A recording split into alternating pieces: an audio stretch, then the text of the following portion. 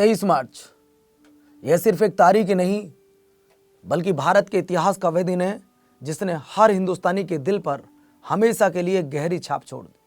आज ही के दिन 1931 में लाहौर की जेल की दीवारों ने एक ऐसा दृश्य देखा जिसे याद करके आज भी हर भारतीय की आंखें नम हो जाती हैं। 3 नौजवान भगत सिंह जी, सुखदेव जी और राजगुरु जी, मौत सामने खड़ी थी लेकिन उनके चेहरे पर डर नहीं बल्कि आज़ादी का एक जुनून था।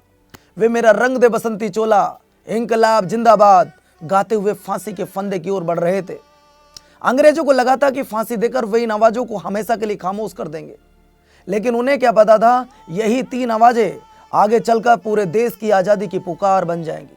भगत सिंह जी, सुखदेव जी और राजगुरु जी ये सिर्फ 3 नाम ही नहीं, ये उस भारत की धड़कन थे जो गुलामी के जंजीरों को तोड़ना चाहते थे। लाला लाजपत राय की मौत का बदला लेने के लिए सैंडर्स की हत्या और असेंबली में बम फेंकने के मामले में उन्हें मौत की सजा सुनाई गई।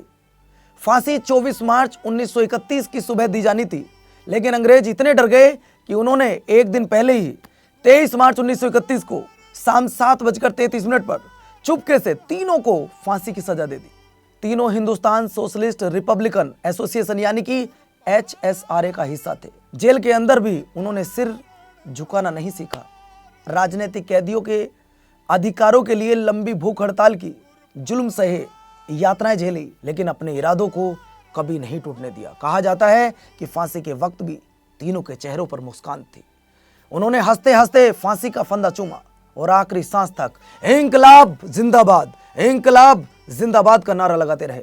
अंग्रेजों का डर था अगर जनता ने उनके शव देख लिए तो पूरा देश आग बन जाएगा, इसलिए उन्होंने रात के अंधेरे में फिरोजपुर के पास सतलुज नदी के किनारे तीनों के शवों को चुपचाप जला दिया। लेकिन वे यह नहीं समझ सके कि शरीर जलाए जा सकते हैं, विचार नहीं। फांसी दी जा सकती है लेकिन क्रांति की आवाज कभी नहीं मारी जा सकती। भगत सिंह जी, सुखदेव जी और राजगुरु जी उस दिन शहीद जरूर हुए, लेकिन सच तो यह है कि 23 मार्च 1931 को 3 जिंदगियां खत्म नहीं हुई थी। उस दिन भारत की आज़ादी की लड़ाई और भी ज़्यादा जिंदा हो गई थी।